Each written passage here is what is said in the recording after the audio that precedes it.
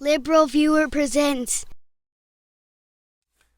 So, welcome to LiberalViewer Fox News Republican Debate Live Clip Roundup. Thanks for joining me. I picked out the top 16 clips from last night's Houston Fox News debate with the final four Republican candidates, Donald Trump, Ted Cruz, Marco Rubio, and John Kasich. I thought it was an interesting debate. It's the first one where Donald Trump has been in a Fox News debate since his big conflict with Megyn Kelly back last August 2015. So there was some build-up for that. And in general, I think they were both pretty professional. Donald Trump, I think, has decided it didn't behoove him to attack Megyn Kelly. But I think Megyn Kelly, in some cases, did a better job of cross-examining Donald Trump than the other candidates did.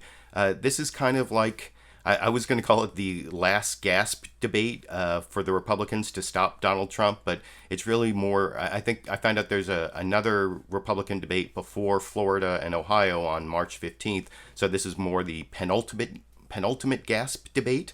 But I'm going to get to the 16 clips I picked out for you. They're in chronological order. If you're watching this as a recorded show, I put time indexes down in the video description so you can click to the clips that most interest you. I'll try to remember to put most of my commentary after the clip, so if you click to the clip, then you can get my commentary after the clip.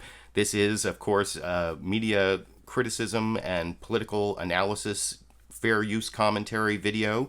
That's why it's not copyright infringement. I should probably explain that right up front. I've been doing these type of live clip roundups for all the corporate media debates.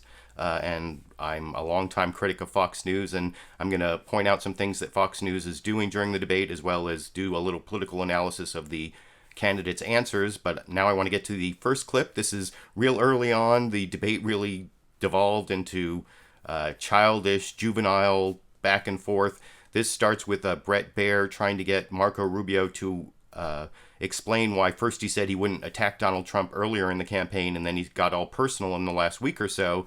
And Marco Rubio will say that Donald Trump deserved it, and then Donald Trump makes some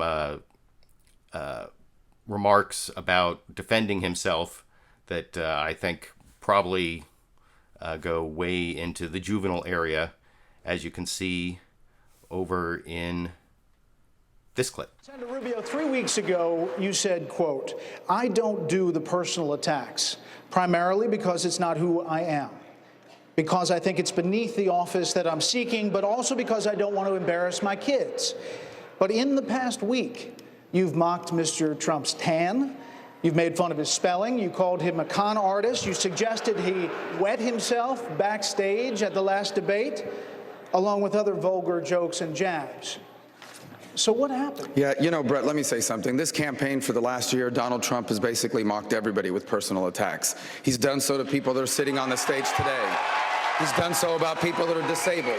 He's done it about every other candidate in this race. So if there's anyone who's ever deserved to be attacked that way, it's been Donald Trump for the way he's treated people for the last campaign. Now, that said, I would much prefer to have a policy debate. I hope that's what we'll have here tonight. Let's have a policy debate. And we Let's will talk about Donald Trump's strategy and my strategy and Ted's strategy and John Kasich's strategy when it comes to ISIS and on health care and on the important issues facing this country. But let's be honest, too, about all this. The media has given these personal attacks that Donald Trump has made an incredible amount of coverage. Let's start talking again about the issues that matter to this country. I'm ready to do that starting right here, right now, tonight.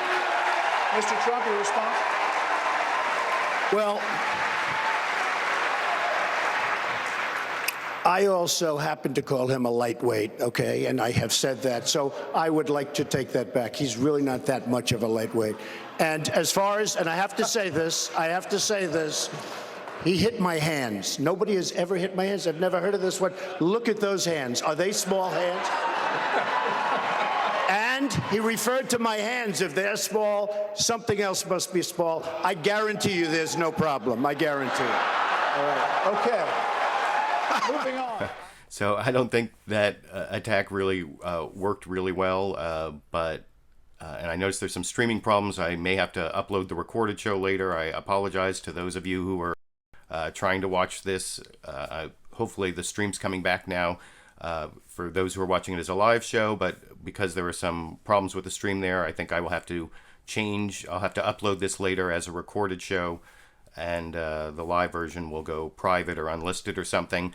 But I can't believe that there was really a Republican presidential debate there where they were talking about Donald Trump was talking about the size of his hands and what that means, and that was something that Marco Rubio started attacking him for, the size of his hands, and saying that meant, people with small hands, you know what that means, you can't trust them. And there was also this weird thing where Donald Trump said he doesn't know where the attack on his hands came from, but if you watch the nightly show with Larry Wilmore, he's been talking about this small hands thing for weeks, if not months, that it goes back many years, and he's been kind of making fun of Donald Trump for his obsession with saying he doesn't have small hands. But I want to move on to the next clip. It's another attack from Senator Marco Rubio on Donald Trump, and then Donald Trump's response.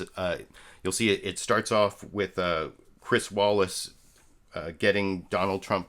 This is something that the other candidates were trying to get Donald Trump to commit to start making his clothing line in the United States instead of Mexico and China. And he wouldn't commit to that, although he said he may do it eventually. And then that led to this attack from Marco Rubio back and forth about Trump's businesses, and then ends with Chris Wallace over in this clip. Specifically and quickly on the question, will you promise that you will, and how soon will you move your clothing collection to clothes that are made in China and Mexico? They devalue their currencies. I will do that. And by the way, I have been doing it more and more. But they devalue their currencies, in particular China. Mexico is doing a big number now also. Japan is unbelievable what they're doing. They devalue their currencies, and they make it impossible for clothing makers in this country to do clothing in this country. And if you look at what's happened on 7th Avenue, and you look at what's happened in New York with the garment industry, so much of the clothing now comes out from Vietnam, China, and other places. And it's all because of devaluation. By the way, the Trans-Pacific, if you look at the TPP, a total disaster, which, by the way, Marco is in favor of. It is a disaster for our country. It's trying to be approved by various people, including President Obama. And I'll tell you something, the biggest problem with that is they don't take into concurrence the devaluation. Thank you. They're devaluing Thank you, Mr. Trump. Senator Rubio. And they're killing. Wait. Senator Rubio. The answer is he's not going to do it. And you know why? Because there are plenty of clothing makers in America. If you go on my website, marcorubio.com, everything we have on there is made in America. The reason why he makes it in China or in Mexico is because he can make more money on it. That's why he's doing it. And the second point, you see what happens again when you challenge him on a policy issue. You ask him about the economy, and the first thing he does is launch an attack about some little guy thing, because he doesn't have answers. And he's asking us to make him the president of the United States of America. I know. This is not a game. I know what's happening in the economy. You don't know it. Well, then answer the economy You haven't question. employed in your life one But he person. doesn't answer I've the employed economy tens of thousands of people. You've banked You haven't employed one person. You ever heard of Trump Steaks? You ever heard of Trump You know what? vodka? You know what? All Take of a these look at Trump companies that Steaks. He's ruined. By the way, that's Trump the other Steaks thing. is gone. You've ruined these Mitt companies. Romney He's not came gonna up make with America things that were great. false, totally false. And now the funny thing is, he didn't talk here you about the go. hundreds of really successful jobs, the buildings all over the world that are made a fortune. doesn't even and a lot talk of about people- those buildings. He doesn't He talk doesn't about talk that. about I have a policy question for you, sir. Let's see. And I want to interrupt there briefly because you'll see that there's like back and forth squabbling between Marco Rubio and Donald Trump, where I don't think that Marco Rubio is really getting any traction. But then Chris Wallace breaks in. I'll show the very end of the squabbling, and Chris Wallace breaks in and I think gets some really good cross-examination in, similar to what you'll see from Megyn Kelly a little later, where he really goes after Donald Trump on his tax plans and the way that the numbers don't add up over in this clip. Answers it. I will. Don't worry about it, Marco. Don't worry about it. Don't worry about it, little Marco. I will. All right, well, let's hear Big Don. Donald. Don't worry about it, All right, little. wait. Don't worry about it, little Marco. Gentlemen, gentlemen. You ought to show up. Gentlemen, you got to do better than this. This guy has the number one. Mr. Trump, may I ask you, absentee Mr. Trump, record in the I'd like United to ask you a States. policy question. Doesn't show Your up to proposed vote. tax cut. That's why the people in Florida do not like him. Mr. Trump, your proposed tax cut would add $10 trillion to the nation's debt over 10 years, even if the economy grows the way that you say it will. You insist that you could make up for a good deal of that, you say, by cutting waste, fraud, and abuse. Correct. Like what? And please be specific. Department of Education, we're cutting Common Core, we're getting rid of Common Core, we're bringing education locally.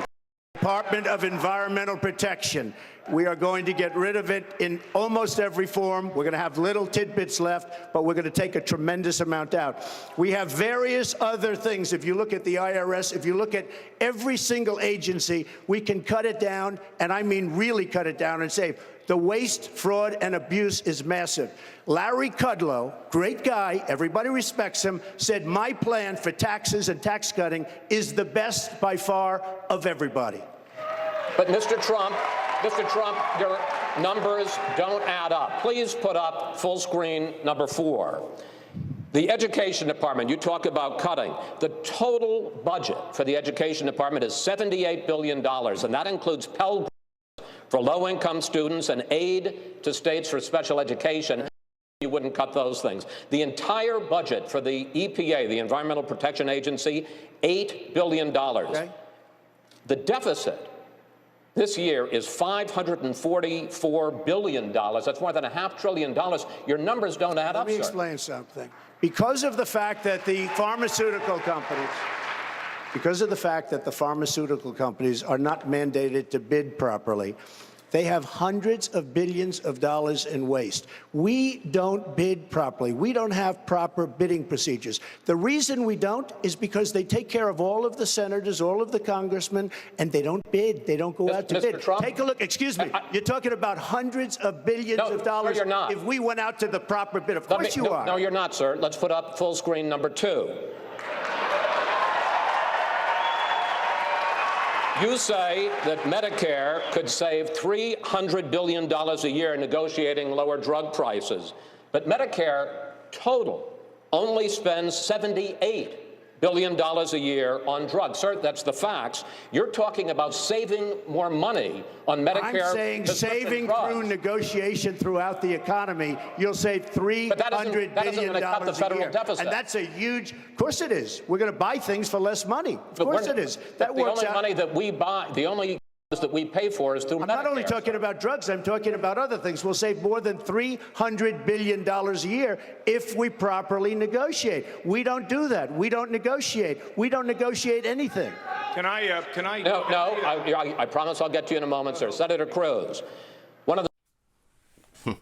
So you can see that Chris Wallace did a pretty good job of showing that Donald Trump's tax plan doesn't add up, that the numbers he's talking about cutting are the programs themselves don't have enough to allow for that size of cuts, but Donald Trump just kind of obfuscated at the end, and if you weren't paying attention, maybe it wouldn't matter to you, but I thought Chris Wallace did a good job of showing how the tax numbers don't add up. And then I'm going to show over in the next clip, Senator Ted Cruz goes after Donald Trump, but he spends very little time on the lack of specifics, what Chris Wallace just did a good job on. And instead, he starts attacking him for not being conservative enough because he's played both sides as a businessman. And of course, Donald Trump has an easy answer to that charge. So I don't think it really does that Ted Cruz does as good a job attacking Donald Trump as Chris Wallace just did in that last clip, as I will discuss after you watch this next clip over here. To this exchange that was going on in between all of the insults, let me point out the specificity that was lacking. It's very easy to say, let's cut waste, fraud, and abuse. I've rolled out a detailed plan to cut $500 billion in federal spending, specifying exactly what I would cut. It's easy to say it.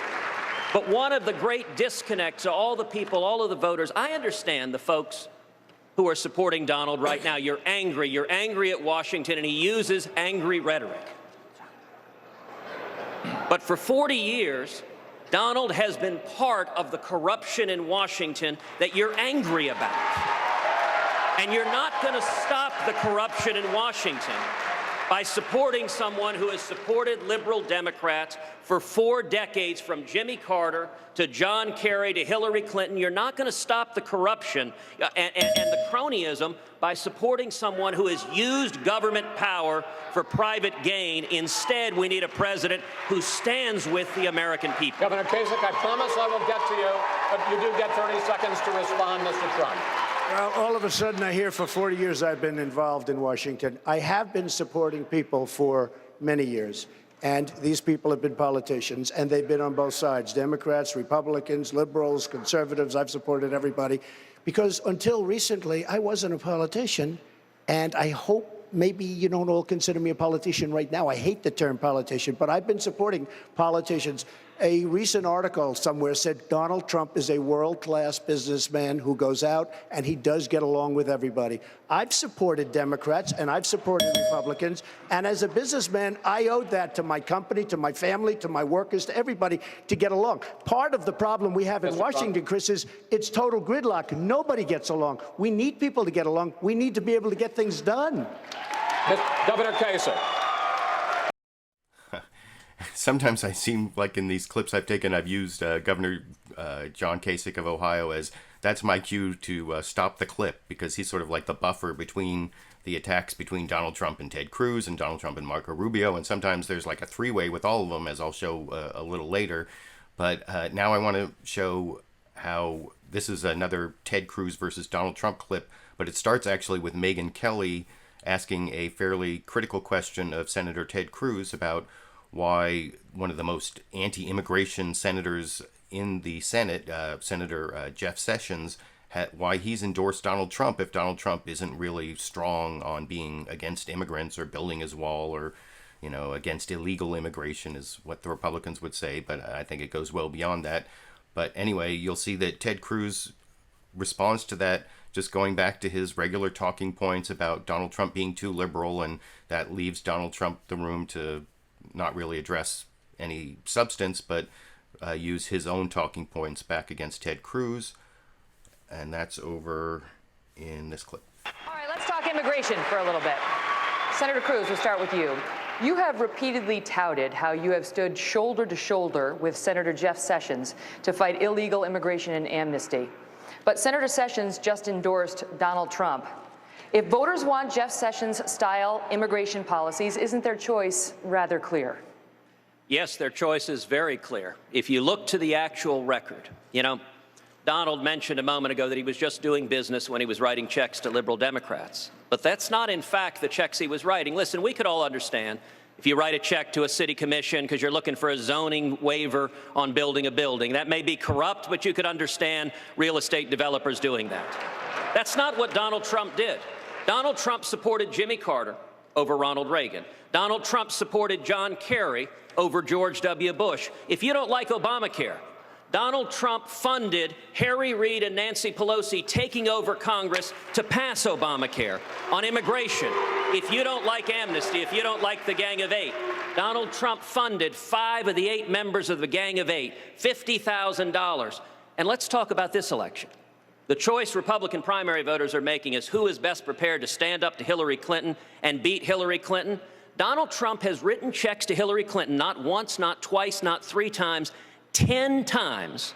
And 4 of those checks were not to her Senate campaign. It wasn't that she was the New York senator and it was a cost of doing business. It was to her presidential campaign.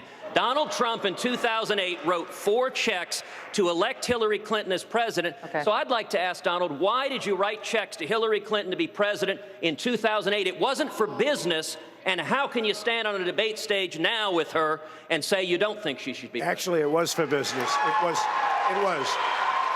for business. I pride myself, including outside of the United States. I'm doing almost 120 deals outside of the United States, which I hope to be able to stop very soon and let my children handle it. But we're doing many, many deals outside of the United States. I support politicians. 2008, I supported Hillary Clinton. I supported many other people, by the way, and that was because of the fact that I'm in business. I did support very heavily Ronald Reagan. I also supported George Bush, by the way. All right, Mr. Trump. But what would you say stand by, to Hillary Clinton on the stand by, debate Senator stage Cruz. when you wrote her a check in 2008, wrote her 4 checks? Let me tell you something, Ted. The last person that Hillary Clinton wants to face is Donald Trump. That I can tell you. All right. Let's move on. And with all due respect, we have questions. We have questions. That I can tell you. No. Hold on. We can do more of this later. So, Mr. Trump.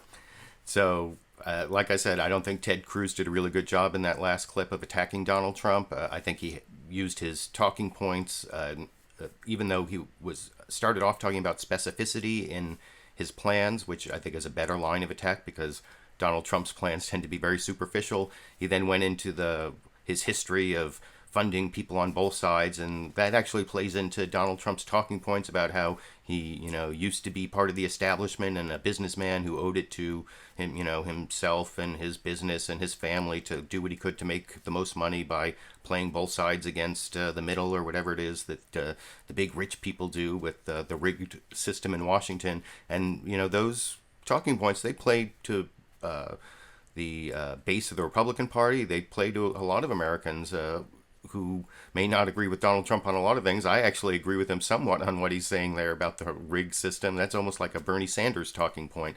So I didn't think Ted Cruz did a very good job there.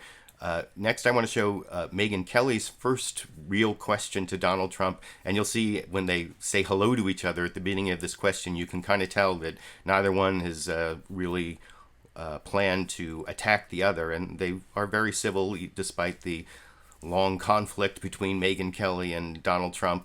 And so you won't see a lot of fireworks here, although you will see some good cross-examination of Donald Trump from Megyn Kelly a little later. In this first clip, you'll see she's talking about a BuzzFeed news story that said that when Donald Trump interviewed with the New York Times, there was a recorded off-the-record part of the interview where he said a lot of the stuff that he's saying in the primaries he's not really going to do when it gets time for the general election. And both the other candidates asked for him to release those tapes. You'll see the beginning of that at the end of this clip, and it'll come up later in a clip I show in a few minutes. But first, here is Megyn Kelly and Donald Trump showing, I think, that they're going to be civil, and they were pretty civil in the debate, starting with clip number 6 over here. No. Hold on. We can do more of this later. So, Mr. Trump. Hi. Hello. How you doing? Nice to be with you, Megyn. Great to have you here. You're looking well. As are you.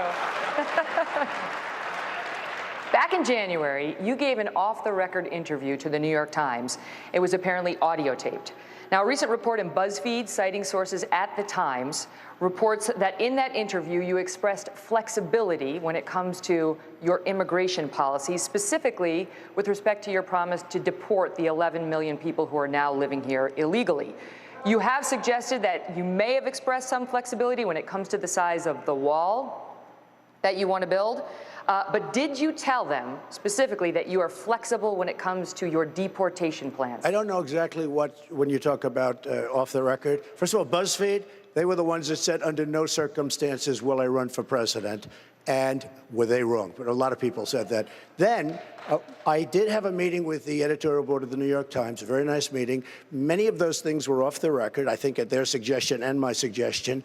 And I think being off the record is a very important thing. I think it's a very, very powerful thing. And I will say this, these three gentlemen have gone off the record many times with reporters, and I think they want to honor it. And I would always honor that. I will say, though, in terms of immigration and almost anything else, there always has to be some, tug and pull and deal. And, when I watched Ted stand on the Senate floor, I had great respect for what he did. He stood there for a day and a half or something. In the meantime, what came of it? Nothing. You have to be able to have some flexibility, some negotiation.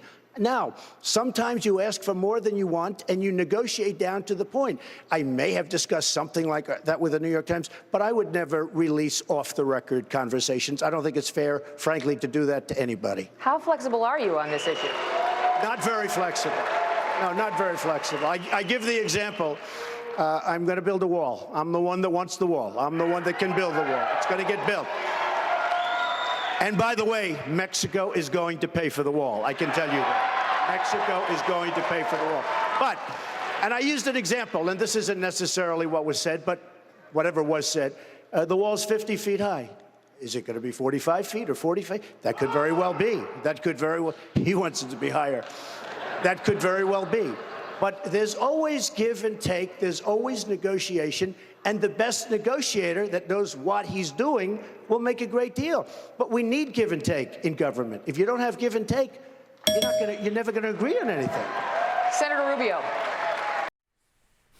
So that was the first back and forth between Megyn Kelly and Donald Trump, and I think you can see from the start of that they decided to be pretty civil, and I pretty much discussed that before I showed the clip, even though I said I was going to try to do it afterwards. I want to move on to the next clip, which I think shows why both Marco Rubio and Ted Cruz were pretty ineffectual when it came to attacking Donald Trump. This is one of those three ways I talked about where it starts off with Ted Cruz attacking Donald Trump for hiring foreign workers at this resort or something like that he owns in Florida.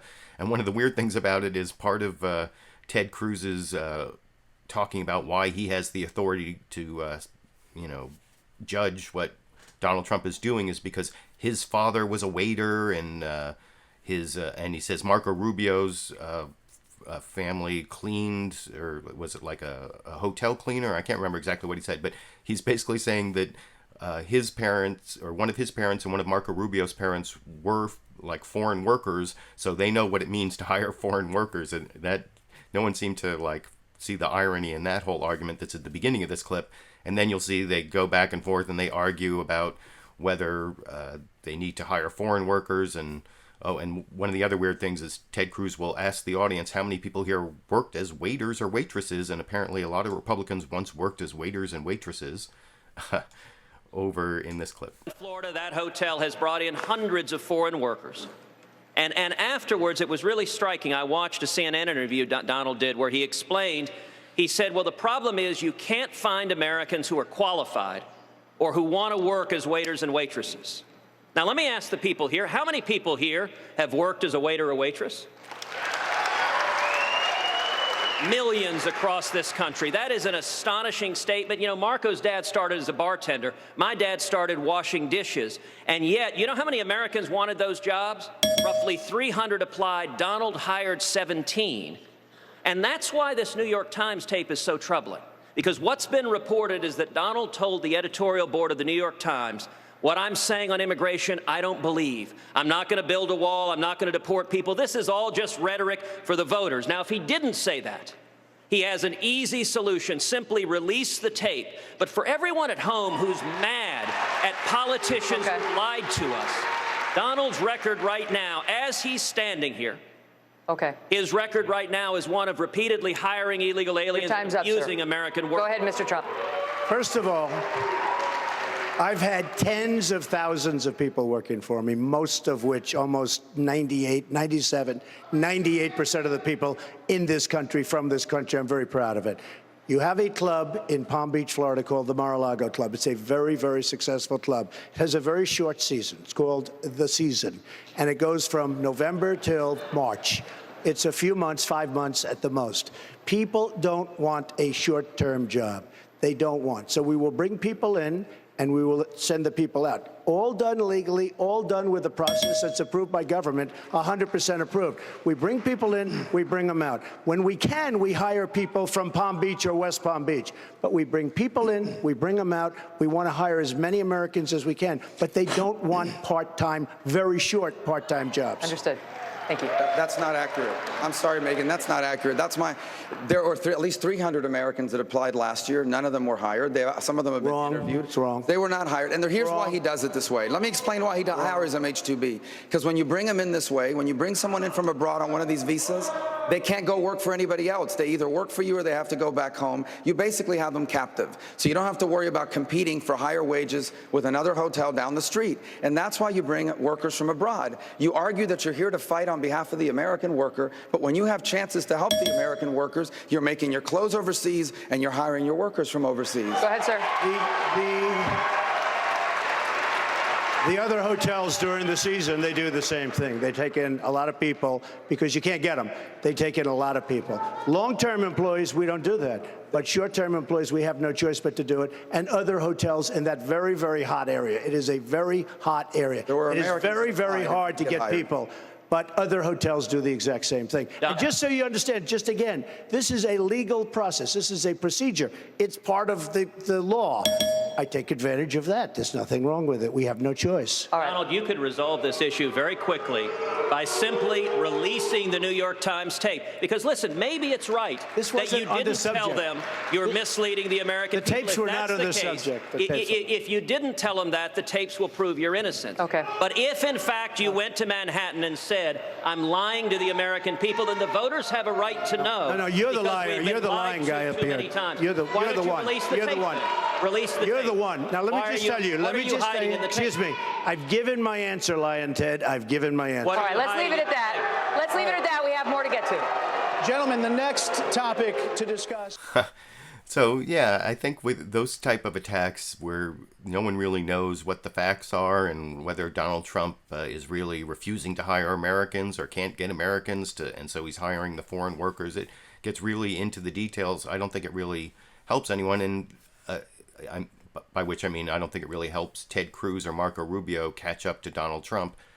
But I think Donald Trump is pretty effective with his one-liner attacks. He's got Ted Cruz is Lying Ted, and Marco Rubio is Little Marco, and he's got them caricatured, and I think that's a lot more effective than these long attacks that go back and forth and nobody really knows exactly what the facts are. I wanted to show now in the next clip, I think I previously showed Chris Wallace doing a good job of cross-examining Donald Trump on his tax plan and how the numbers don't add up. And I said in a little bit I'm going to show Megyn Kelly do a pretty good job of cross-examining Donald Trump on Trump University.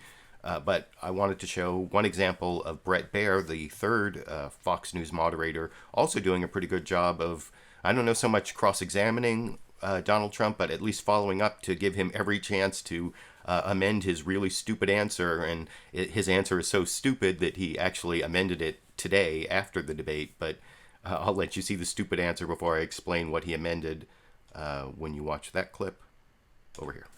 Just yesterday, almost 100 foreign policy experts signed on to an open letter refusing to support you, saying you're embracing expansive use of torture is inexcusable. General Michael Hayden, former CIA director, NSA director, and other experts have said that when you ask the U.S. military to carry out some of your campaign promises, specifically targeting terrorist families and also the use of interrogation methods more extreme than waterboarding, the military will refuse because they've been trained to turn down and refuse illegal orders. So what would you do as commander-in-chief if the U.S. military refused to carry out those orders? They won't refuse. They're not going to refuse me, believe me. But they're illegal. Let me just tell you, you look at the Middle East, they're chopping off heads. They're chopping off the heads of Christians and anybody else that happens to be in the way. They're drowning people in steel cages. And now we're talking about waterboarding. This really started with Ted. A question was asked of Ted last 2 debates ago about waterboarding. And Ted was, having a hard time with that question, to be totally honest with you. They then came to me, what do you think of waterboarding? I said, it's fine. And if we want to go stronger, I'd go stronger too. Because frankly, that's the way I feel. Can you imagine these people, these animals over in the Middle East that chop off heads, sitting around talking and seeing that we're having a hard problem with waterboarding? We should go for waterboarding, and we should go tougher than waterboarding. But targeting terrorist families? And I'm a leader. I've always been a leader. I've never had any problem leading people. If I say do it, they're going to do it. That's what leadership is all about. Even targeting terrorist families? Well, look, when a family flies into the World Trade Center, a man flies into the World Trade Center, and his family gets sent back to where they were going, and I think most of you know where they went. And by the way, it wasn't Iraq. But they went back to a certain territory. They knew what was happening. The wife knew exactly what was happening. They left 2 days earlier with respect to the World Trade Center, and they went back to where they went, and they watched their husband on television flying into the World Trade Center, flying into the Pentagon, and probably trying to fly into the White House, except we had some very, very brave souls on that third plane. All right? Senator Cruz, I have no problem with it. So that clip shows Donald Trump refusing to back off on his claim that he'll just tell the military to engage in war crimes and give them illegal orders, and they'll follow his orders, which is kind of scary to think about. But apparently he made a statement to the Wall Street Journal today, the day after the debate, saying no, he won't make the military follow illegal orders. He'll consult with the military and make sure that nothing he orders them to do would actually be a war crime or illegal. I don't think he used the word war crime, but he said he won't ask them to engage in torture that's illegal or something like that. The other weird thing about that clip is it reminds me of a clip I played on my LiberalViewer Sunday Live clip roundup a couple weeks back, where it sounded almost like Donald Trump was a 9/11 truther, because he was talking about how the people who were really responsible, and I'm not going to say who, if they, maybe they'll release the classified part of the report, and we'll find out someday. But he's not really talking about how it's the U.S. government, and it's an inside job. He's talking about Saudi Arabia, which was also something in that last clip. He said, who, when what he's talking about is Saudi Arabia, and how he's apparently saying that the families of the 9/11 hijackers were allowed to go back to Saudi Arabia. I know some Saudi Arabians were allowed to go back to Saudi Arabia right after 9/11, and there was some weird controversy about that, but I'd never heard it was actually the families of the hijackers. But maybe someone down in the comment section can let me know about that, because that's not something I know about at all. And I know some of my viewers are even 9/11 truthers, so I'm sorry for disparaging that, but I don't really think 9/11 was an inside job. Sorry about that. I do want to move on to the next clip, and this is one with, I'm talking about how Fox News has done a good job of cross-examining Donald Trump, so it may make it sound like I don't think Fox News is biased, but there's definitely a bias on Fox News in terms of believing in certain, Republican truths. And this next question you see is premised on what Republicans believe about Edward Snowden, that, he's a traitor and he should be prosecuted and put in jail. And you'll see Bret Baier's question to Ted Cruz is, why didn't you condemn Edward Snowden fast enough? And by the end of this clip, when Bret Baier asked Donald Trump about his national security policies, he decides to turn that around into getting to the right of Ted Cruz on the Edward Snowden issue, as I will discuss after you watch that clip. Clip number 9 over here. In 2013, you said you were open to the possibility that Edward Snowden had performed a considerable public service, you said back then, in revealing certain aspects of the NSA procedures. Many of your colleagues in the Senate, including Senator Rubio, called him a traitor. It took you until January of this year to call him a traitor and say he should be tried for treason. Why the change of heart, and why did it take you so long? Well, Brett, as someone who spent much of his life in law enforcement, I believe you should start with the facts and evidence first before ending up with the verdict. When the news first broke of the United States government engaging in massive surveillance on American citizens, that was a very troubling development, and it's why the United States Congress acted to correct it. Now, at the same time, I said in that initial statement that if the evidence indicated that Edward Snowden violated the law, he should be prosecuted for violating the law. And indeed, since then, the evidence is clear that not only did Snowden violate the law, but it appears he committed treason. Treason is defined under the Constitution as giving aid and comfort to the enemies of America. And what Snowden did made it easier for terrorists to avoid detection. And Snowden's comments afterwards and his behavior afterwards, he fled to Russia, he fled to China. His conduct afterwards indicates that he was not a whistleblower, but instead he was undermining the ability to defend this country. But we need a president who isn't rash, who doesn't just pop off at the hip, but waits to see what the facts are and then acts to defend this country. Mr. Trump, you've repeatedly deflected calls for specific national security or defense policy plans with the claim that you'll ask the best people when you become president and take their advice. So who are the best people? Can you reveal 2 or 3 names that you trust for national security? I think Richard Haas is excellent. I have a lot of respect for him. I think General Kane is excellent. I think that I like Colonel Jacobs very much. I see him. I know him. I have many people that I think are really excellent, but in the end, it's going to be my decision. When you just asked the question about Snowden, I will tell you right from the beginning, I said he was a spy and we should get him back. And if Russia respected our country, they would have sent him back immediately, but he was a spy. It didn't take me a long time to figure that one out, believe me. but I would get the best people that I'd be comfortable with, and we will do the right thing. Bret, it's very interesting to note. Oh, there was you heard Governor John Kasich of Ohio speaking. That must mean it's time to stop the clip. But I actually have there will be 2 clips of John Kasich in the show. I think one's coming up pretty soon on marriage equality, and then I have all 4 candidates talking about bringing the Republican Party together at the end. But this next clip, this is, I guess, the payback to Donald Trump from Fox News for not showing up at the last debate. You'll see in the question, this is a Megyn Kelly question. She talks about how they're playing clips, back-to-back clips that show contradictions that the candidates, between the candidates' statements. And she says in her intro that they did this to Marco Rubio and Ted Cruz at the last debate. I guess John Kasich didn't merit having back-to-back clips like this. It's kind of a diss on him, but one of the things I found kind of remarkable about this is the question here. This clip is kind of long. It's a little over 5 minutes. One of the reasons is because the question for Megyn Kelly takes over 2 minutes.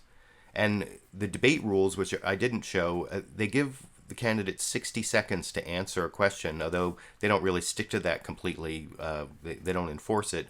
But to ask a 2-minute question and then have rules saying that he can only give a 60-second answer, you'll see it's really a three-part question, and Donald Trump kind of takes 60 seconds for each part.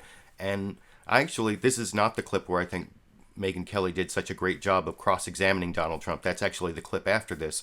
But this is what they had loaded up for him in terms of video contradictions. And to some extent, I think Donald Trump's answer makes some sense, although in another way I don't, as I will explain after you watch that clip here. Mr. Trump, one of the things people love about you is they believe you tell it like it is. But time and time again in this campaign, you have actually told the voters one thing only to reverse yourself within weeks or even sometimes days. We've teed up just 3 examples in a videotape similar to those we used with Senator Rubio and Senator Cruz in the last debate.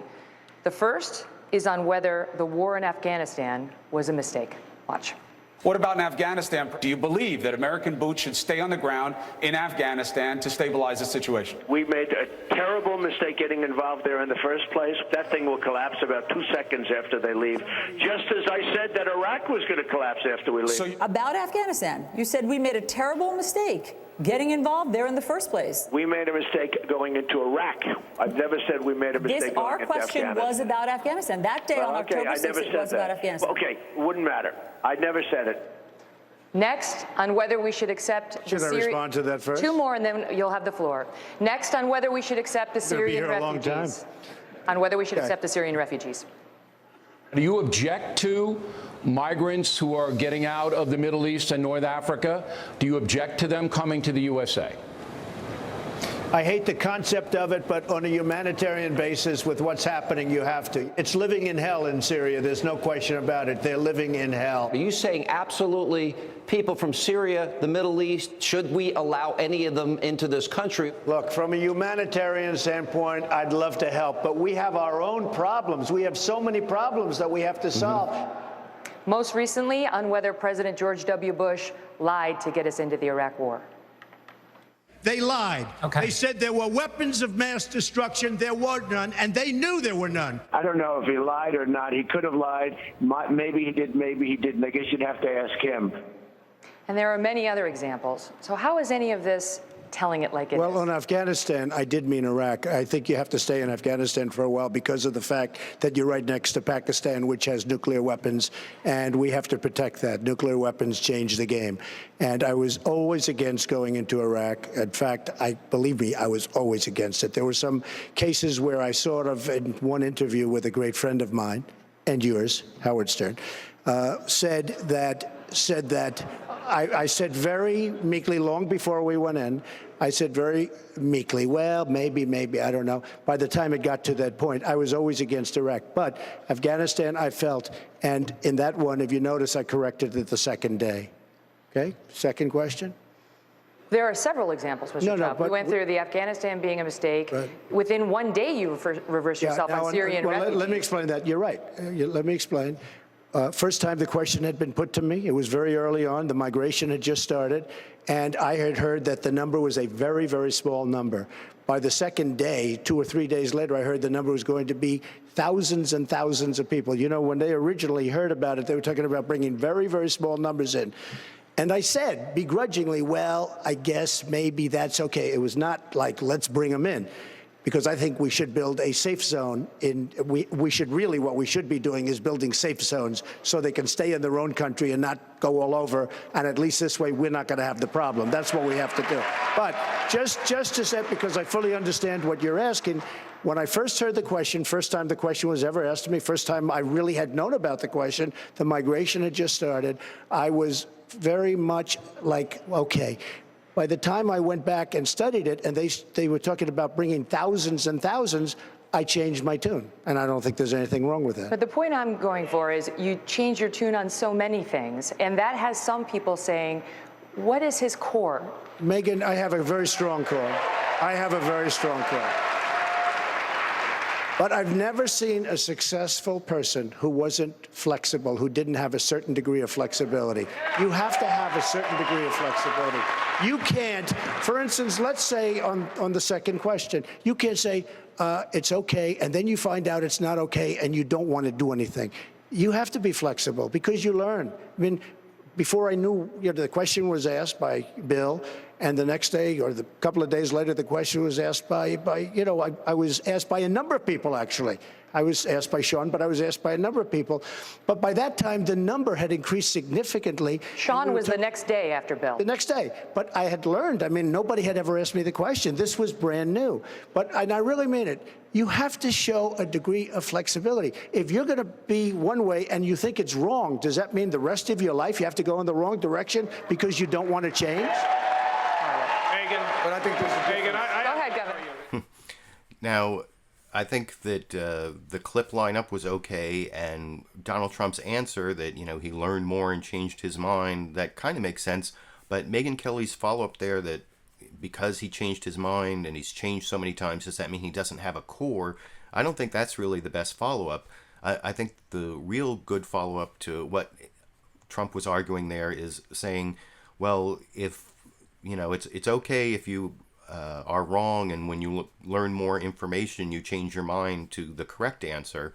But the real question then is, why so often do you have these initial ignorant reactions to important issues? Is it because you're really ill-informed about these issues, and then after you have this ignorant initial reaction, you finally learn something about the situation, and then you come to the correct conclusion? Although sometimes, I don't know if Donald Trump eventually comes to the correct conclusion on some of these things, possibly, but I think the real criticism of Donald Trump there isn't that he doesn't have a core, it's that he only has a real superficial understanding of a lot of issues, and so his initial reaction is wrong, and so he'll be one of those on-the-job training presidents that Republicans supposedly hate so much.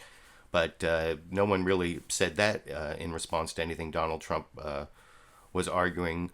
And so I didn't, and Megyn Kelly didn't, so I didn't think she did that great a job. It's actually in this next clip where I think Megyn Kelly did a really good job of cross-examining Donald Trump, a lot better than Ted Cruz and Marco Rubio. This is on Trump University and how people got scammed. And Donald Trump has these talking points about how they, gave him 98% approval. I showed that whole talking point thing on LiberalViewer Sunday live clip roundup. Well, Megyn Kelly was really ready to cross-examine and contradict Donald Trump's talking points on Trump University. This first starts off with Marco Rubio criticizing Donald Trump on Trump University, and then Donald Trump's answer, and then Megyn Kelly's really good cross-examination. Then I'll stop the clip and show the subsequent attacks from Cruz and Rubio that I don't think do as well as Megyn Kelly does in the clip you can see over here. And telling people whatever you think you need to say to get them to do what you want them to do. And that's what Donald has done throughout his career. Well, he did. That's why Trump University is so relevant here. I saw this video last week where he's sitting in front of a camera saying, we're going to hire the best people, and I'm going to handpick them, and they're going to be handpicked instructors, the best instructors in the world. One of them, by the way, was a manager at a Buffalo Wild Wing. And that's who they hired to do this. And people borrowed money, and they signed up for this fake university. And these people owe all of this money now, and they got nothing in return for it. But you were willing to say whatever you had to say to get them to give you their money. Go ahead, and we're not going to do that to our country. We'll find out when we have the trial. By the way, just so you understand.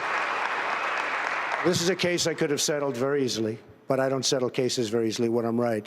98% approval rating. We have an A from the Better Business Bureau. We have a 98% approval rating of people that took the course. We have an A from the Better Business Bureau, and people like it. Now, he's saying they didn't learn.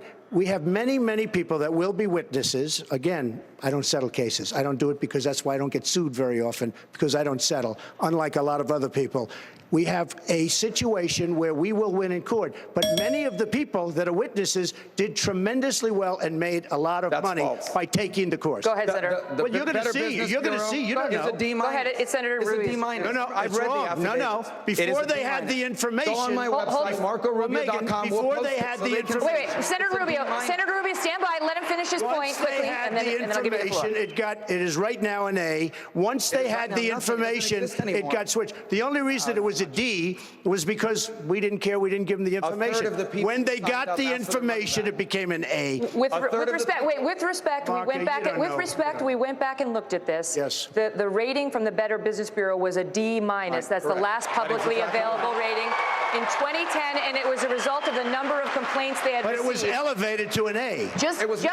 That's never been publicly elevated to an A. I could give it to you. I will give it to you. Let's just bring the viewers up to speed. Let's just bring the viewers up to speed. It was elevated to an A. Let me just set the record, and then you guys can have at it. There was Trump University, which was a business that you started, and it was marketed to many people. And now there is a class action of over 5,000 plaintiffs against you, Mr. Trump. Right. And it involves veterans, and it involves teachers, and it involves so-called little guys, working class and lower working class and middle class, who say that they were fleeced, who say it was a scam. The class has been certified, and in that case, you countersued the lead plaintiff, alleging that you were being defamed. That case was thrown out against her. The lead plaintiff is now getting out of the case because it's so bad for her. But what happened was... Excuse me. The lead plaintiff signed a letter saying how great it was and is on tape saying how great it was. Okay, but stand by. But what happened in that case was you countersued her. The court threw out your countersuit and made you pay almost $800,000 in legal fees of hers.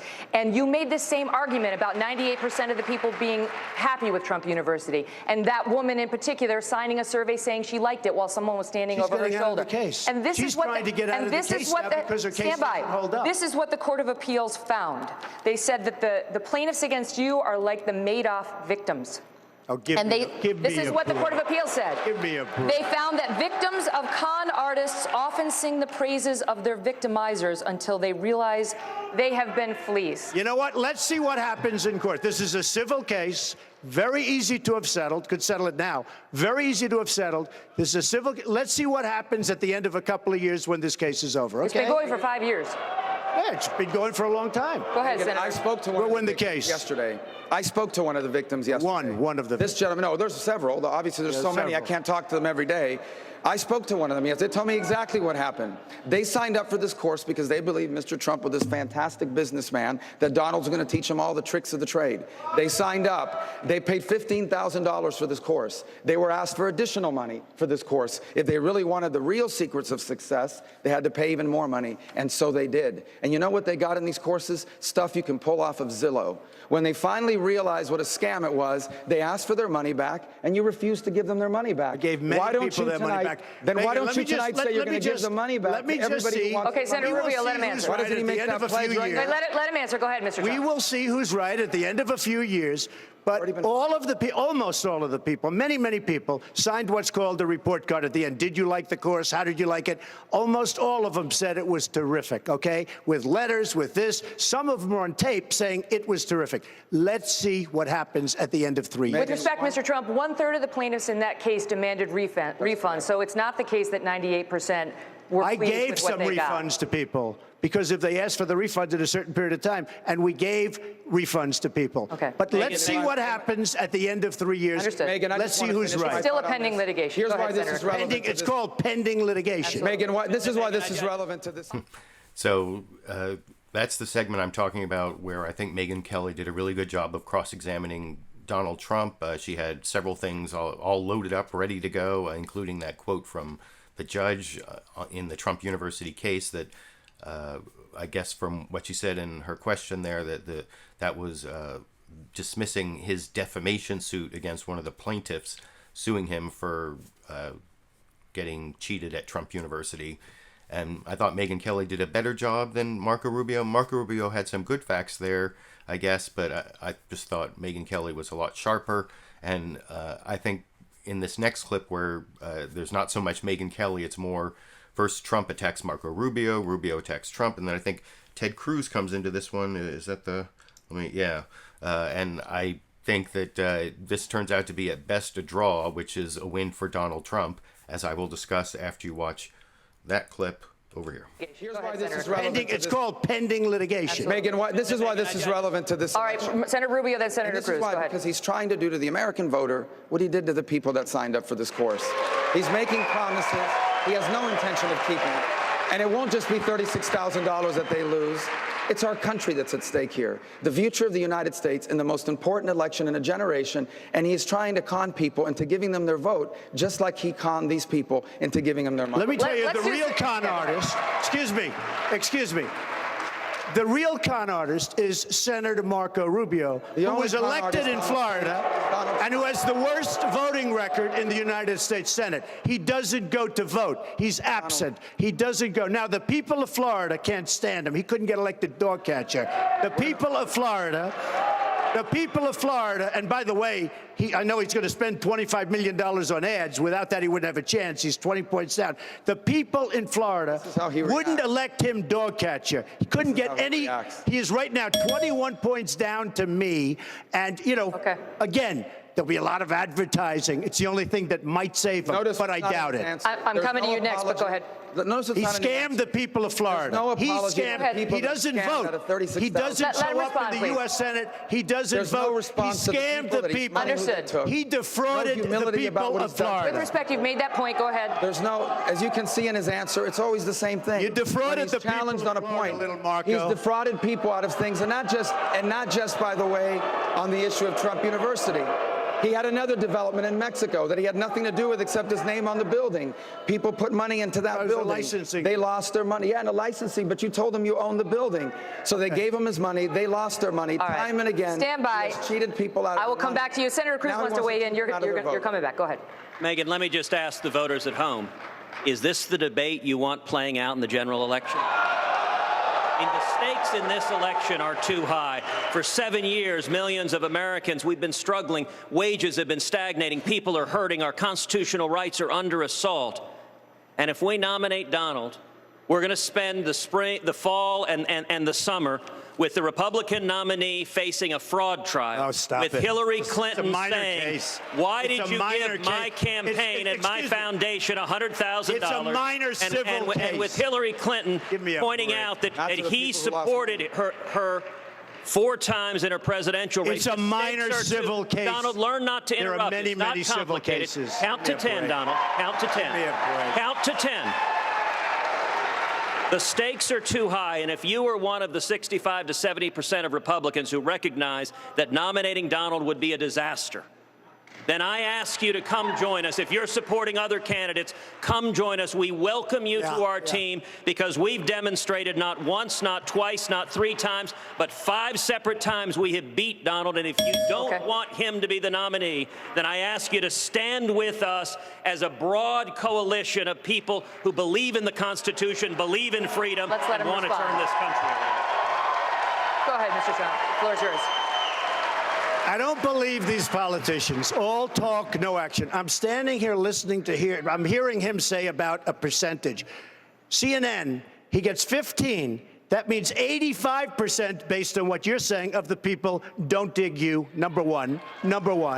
Is that a correct statement? How do you get 50? Are you at 15 in the new CNN poll? Do you believe in CNN? I mean, I know we're with Fox. But CNN I'll respond to you. CNN spent a lot of money on a poll, just came out. I'm at 49, he's at 15. He tells me about 65% of the people. It's not 65% of the people. If you go by that, 85% of the people. Then he goes, we have 5. And, well, excuse me, I won 10 states. If you listen to him, it's like, I won 10 states. Everybody knows that on Super Tuesday, Trump was the winner. There wasn't one person that didn't say that. Even the 2 people on your left and right said we did a great job. So how does he take 5 and say it's better than 10? Go ahead, sir. I am by far the leader. But if you listen to a politician, he'll try and convince you otherwise. Senator Cruz, go. All right, well, Donald lives by the polls every day. He tweets by the polls. He's told us to look to the CNN poll. Well, that's a very good poll to look to, because that CNN poll showed that head-to-head Donald Trump loses to Hillary Clinton by 8 points. He doesn't just lose close, he loses by 8 points. That same poll he told you to look at shows me beating Hillary Clinton. We cannot mess this up. And by the way, the last 4 polls in a row, when you nominate a candidate who literally has been on every side of every issue, and in the course of this debate, maybe on 2 other sides before we're done, that's not how you win, and the stakes are too high. All right, I'm going to let Mr. Trump. I'm going to let you respond to that, Mr. Trump. I'm going to go to you, Governor. You're up next. Me beating Hillary Clinton, and very, very easily. Okay. Do you want to weigh in? Look, honestly. So, as I promised, I actually am going to have a clip of Governor John Kasich. It's the next clip. But before I get to that, I want to say something about what Donald Trump argued somewhere about 2/3 of the way through that clip.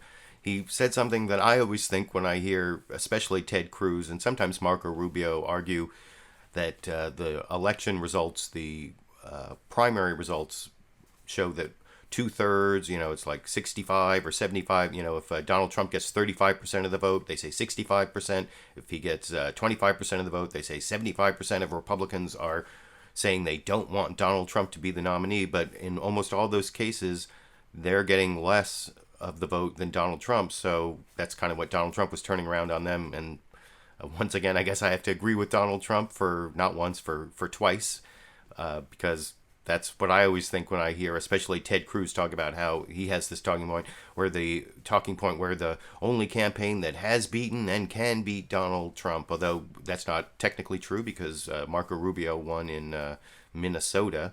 But I think it's pretty much over, and Donald Trump, the only way to stop Donald Trump is to stop him from getting enough delegates. He'll have the most delegates, but I don't think he's really going to be there's no way for someone else to get the most delegates, certainly not Ohio Governor John Kasich, and I think he's staying in to see if he turns out to be like the establishment candidate after a contested convention.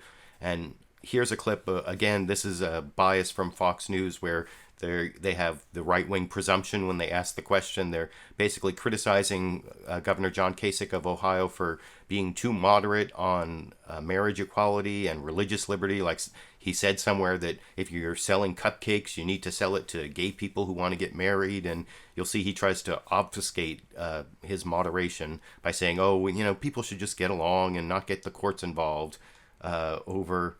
Let me make sure I get the right clip here. Yeah, here. Questions will be on social issues.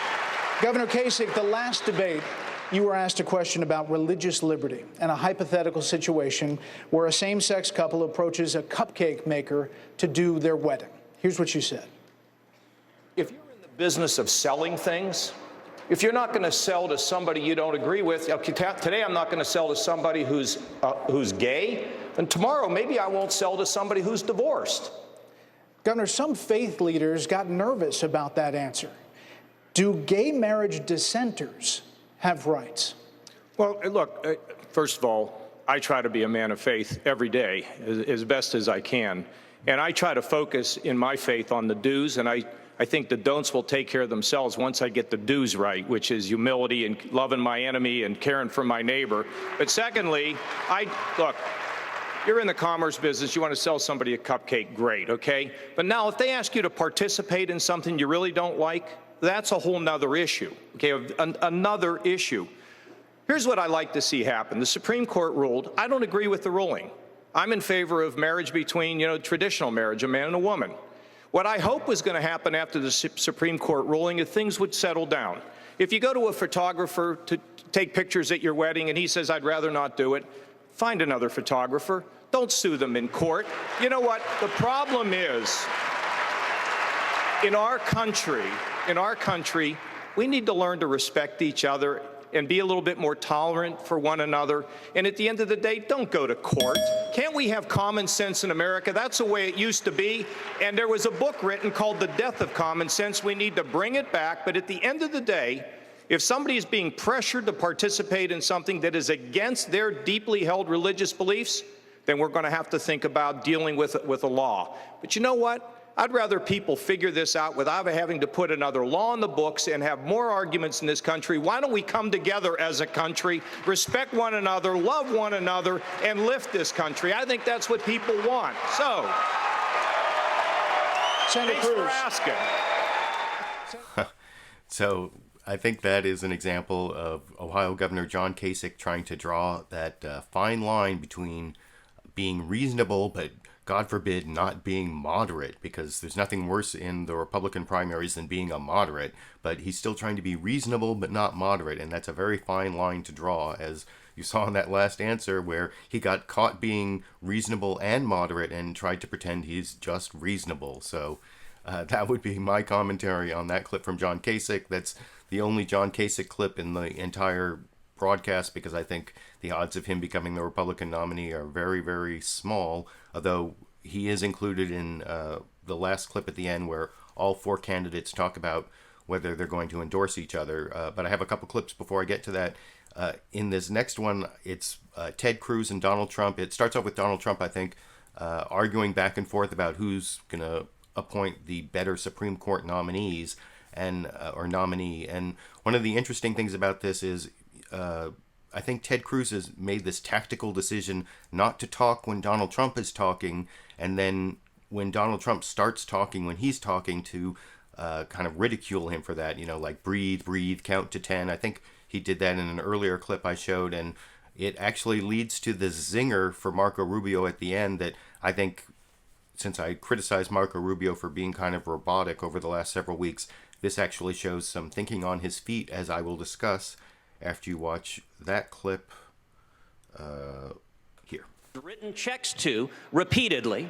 Any justice that those two sign off on is going to be a left-wing judicial activist who will undermine religious liberty, and we are one vote away from the Hillary decision being overturned, which would effectively erase the Second Amendment from the Bill of Rights. If you care about the Second Amendment, then you need to ask, who on this stage do you know will appoint principled constitutionalists to the court and not cut a deal with your Second Amendment rights? Mr. Trump, so we're listening to the all-talk, no-action politician, and he was the primary supporter of John Roberts, who gave us Obamacare. No, it's not. You take a look. He was the primary supporter. He pushed John Roberts and pushed him, and Bush ultimately appointed him. He got appointed, and when it came his time to raise his hand and kill Obamacare, not once but twice, he let us down, and he did the wrong thing.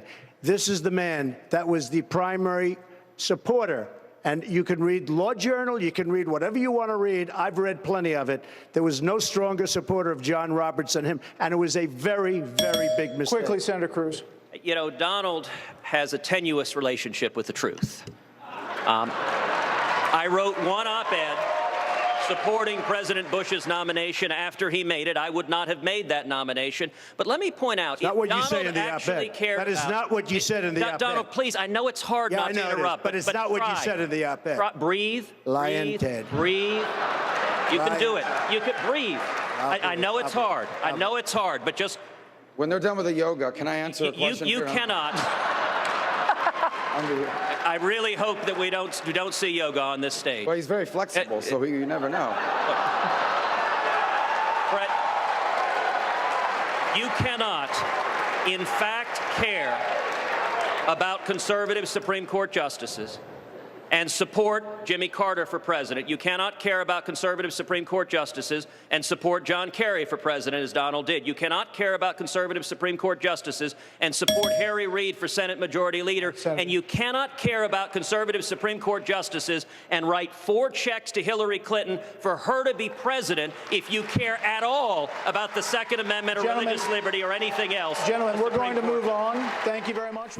So that's Senator Ted Cruz there trying to make a dent in Donald Trump's numbers by saying he's not conservative enough, but I don't think that's really worked. And I actually thought that zinger near the end, about 30 seconds from the end, from Senator Marco Rubio, where he's, when Ted Cruz was saying breathe, and he said, I hope we're not doing yoga here. And then he had that follow-up zinger on, he's so flexible. that shows that he's thinking on his feet. He's not just repeating talking points that he was fed. So it's good to see Senator Marco Rubio has some actual initiative and some, real thought process going on in there. And he's not just Robo Rubio or Marco Roboto. And I've criticized him several times for not being able to stray from his talking points. So I thought I should show that clip that includes him doing what is pretty much the opposite. I have one more clip two more clips. The last clip I've already described being Fox News' attempt to get the Republican Party to coalesce around whoever the front runner is going to be.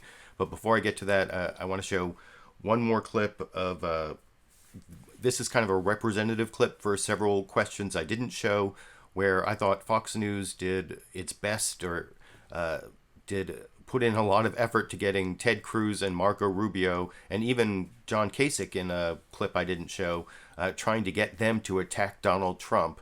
There were a lot of questions, please attack Donald Trump, please attack Donald Trump, as I think Ted Cruz said in a previous debate.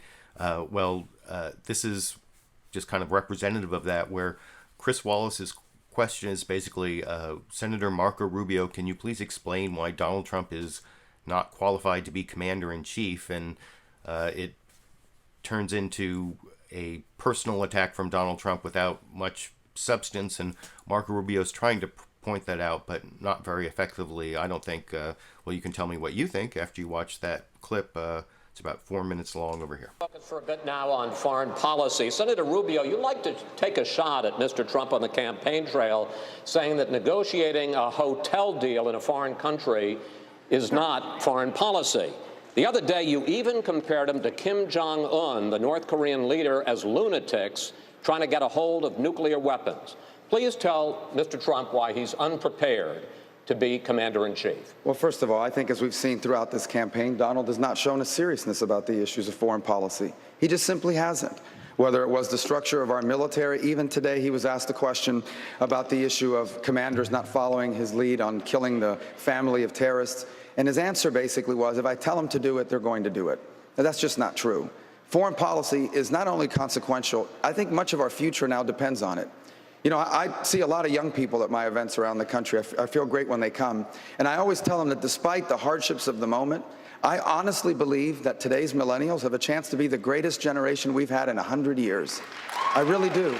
Because the world today has hundreds of millions of people that can afford to be their clients, their customers, their partners, people they collaborate with. But that won't happen if the world is dangerous and it's unstable. And that will require strong American leadership. The next president of the United States is going to have 8 years of a mess of a foreign policy to clean up. That's why it can't be Hillary Clinton. And quite frankly, that's why it can't be someone who simply has not shown the intellectual curiosity or the interest in learning about these very complicated issues. And Donald simply hasn't. Mr. Trump, your response. Well, let me just say this. I've gotten to know Marco over a period of time. Believe me, he is not a leader. Believe me. But that doesn't answer the question. He didn't interrupt you, let him talk. Is not a leader. And frankly, when I say they'll do as I tell them, they'll do as I tell them. And it's very simple. It's very simple. We are in a very dangerous place. We have a depleted military, totally depleted. We have, by the way, our vets are treated horribly. We're going to take care of our vets. We're going to start taking care of our vets properly, like we should. But we're going to build up our military, and we're going to get the equipment we want, not the equipment that's sold to us by somebody that gave him, and not the governor, campaign contributions, okay? We're going to get the equipment that the generals and the soldiers want. I will prove to be a great leader. And, it's very interesting. We talk about the polls. Every single poll, when it comes to ISIS and the military and the border, say by far Trump is the best. Mr. Trump, your time is up. Yeah, I just want a couple points. Once again, he was pressed on a policy issue to show his understanding of the foreign policy, and his reaction was just to attack somebody else with a name. Here's the bottom line, and I'm going to repeat it again.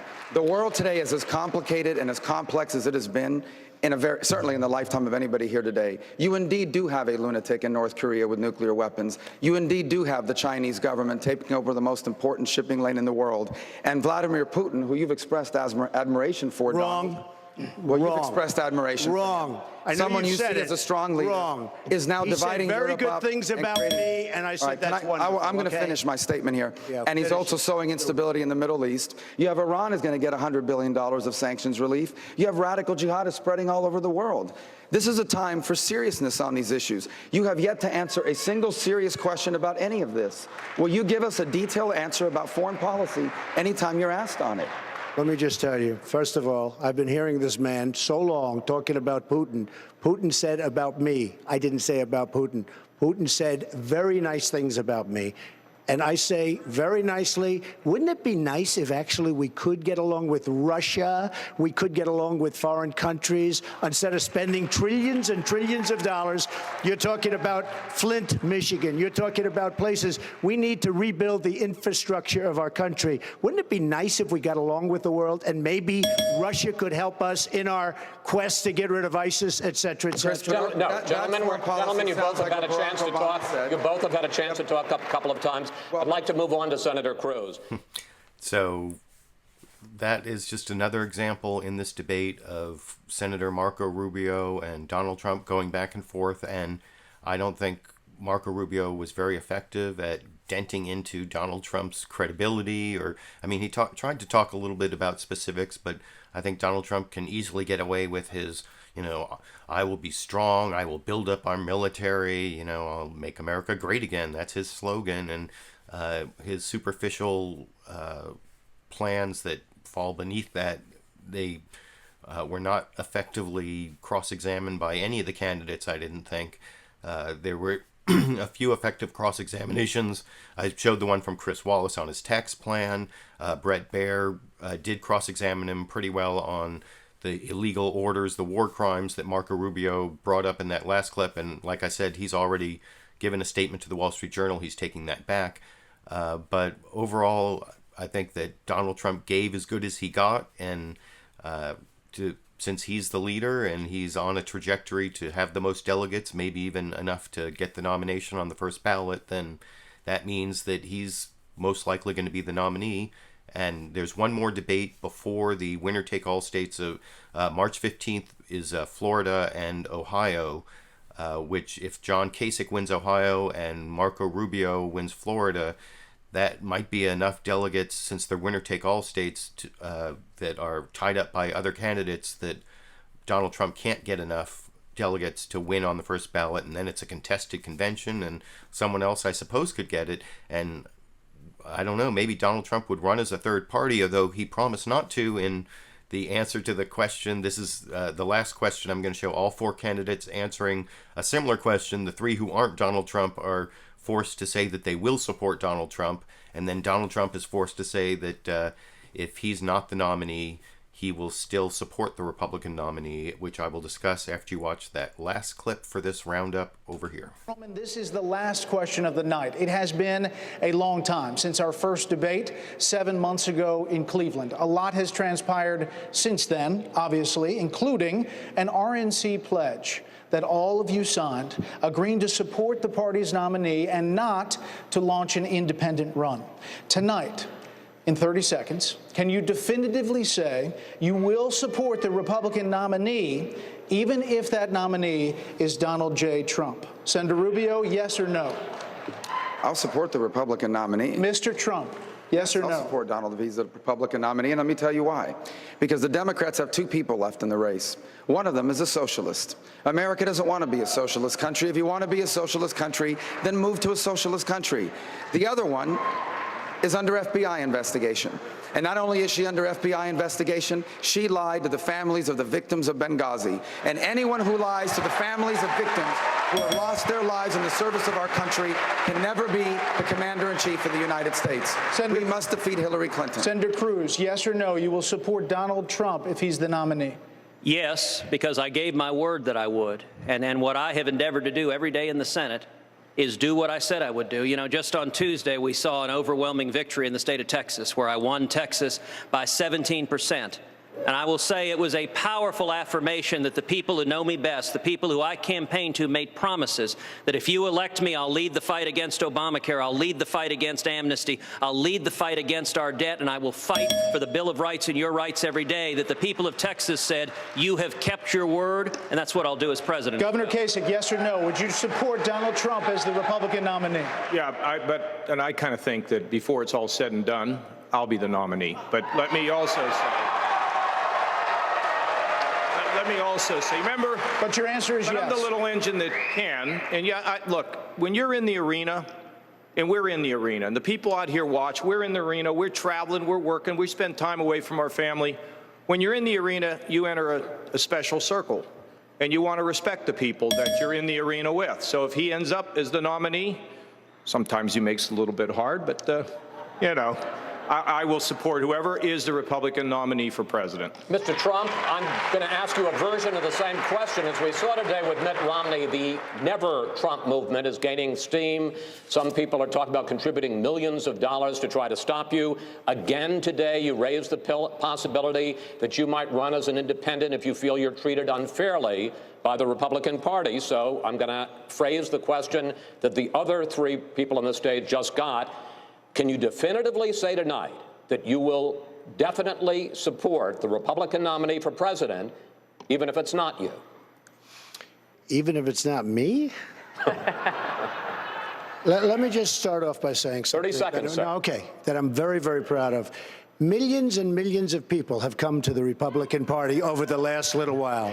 They've come to the Republican Party, and by the way, the Democrats are losing people. This is a trend that's taken place. It's the biggest thing happening in politics, and I'm very proud to be a part of it. And I'm going to give them some credit, too, even though they don't deserve it. But the answer is yes, I will. Yes, you will support the nominee of the party. Yes, I will. Candidates, it's now time. So that was the last question. I'm not going to show anything from the closing statements, so that's the last clip. I showed them in chronological order. I hope you enjoyed the 16 clips I picked out. For those who showed up for the first 20 minutes, I apologize that there was so much skipping. I don't know what the stream problem was, but as I explained, and maybe nobody heard, I'm getting a new modem today, and hopefully within the next couple days, I will be upgrading my internet speed so that the download speed will be double and the upload speed will be double, and hopefully that will, if there is a problem on my side, and it may actually be on the side of YouTube server or who knows, something in between, I can't really tell you, but I'm doing what I can to stop these stream errors. And if you're looking for this video, I'm going to unlist it or make it private and upload the good recorded hard drive version.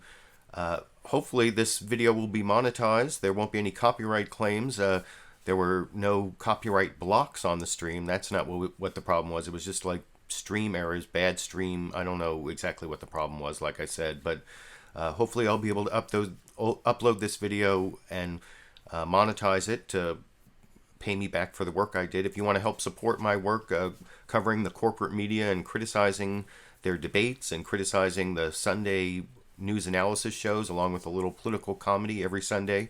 If you want to support that to become one of my monthly patrons, you can follow the link down in the video description to my Patreon page, and I currently have I think right around 70 patrons, and they give me a little over $400 a month, which really helps when my videos get demonetized by bogus copyright claims, which the last debate roundup I did got demonetized, and last Sunday's clip roundup was demonetized for most of the week, although then the claim was like inexplicably withdrawn in the middle of the night a couple days ago, and with no explanation, no notification. I just happened to be checking and it disappeared. So anyway, you can also support my videos by clicking right up here in the corner.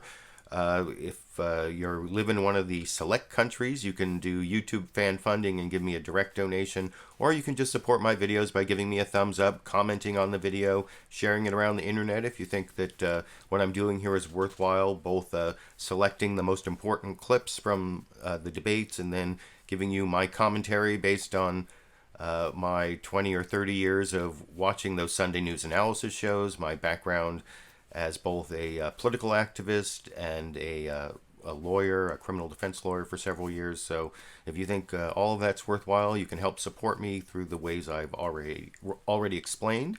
I thought Fox News, by the way, in that last clip there, it was kind of an interesting closing bracket to their opening question in their August debate, where they asked everyone to take the pledge to support the nominee, which was a way to box in Donald Trump to say he wouldn't run as a third party. This time it boxed in the other candidates at least as much as it boxed in Donald Trump. And I thought Fox News, it was almost a way to like apologize for that first question by bracketing it with that last question. You can let me know what you think down in the comment section. You can let me know what you think about any of the 16 clips. My selection, also down in the video description, you can find a link to the Fox News YouTube channel where they've cut the debate up into 7 segments. All 7 of them are on that playlist that I put a link to down in the video description. So if you want to see the parts that I cut out, and I cut out much more than half the debate, so if you're interested in seeing the full thing or seeing something more in context where I cut it down to the minimum that I could, for fair use purposes, I have to take the minimum clip necessary for my commentary, which is what I tried to do. This is really important political core political speech here, and of the public newsworthy public interest material, which is why I think I have some latitude to take clips 3 minutes long, 5 minutes long, depending on what I need for my commentary. So like I said, let me know what you think. I will be back on Sunday with my live clip roundup. I think there's going to be both HBO's Real Time with Bill Maher and a Saturday Night Live to take a little political comedy from, to spice up the more boring, drab news analysis programs. But it should be a good show. This is like the last week or two before we'll really know who the nominees are. It's looking very strongly to be Donald Trump and Hillary Clinton. There's another debate, a Democratic debate, Sunday night after my show's over, so I'll see if I can do a clip roundup for that on Monday. That I can't promise, but maybe I will. And until next Sunday, I guess I will be seeing all of you around the internet.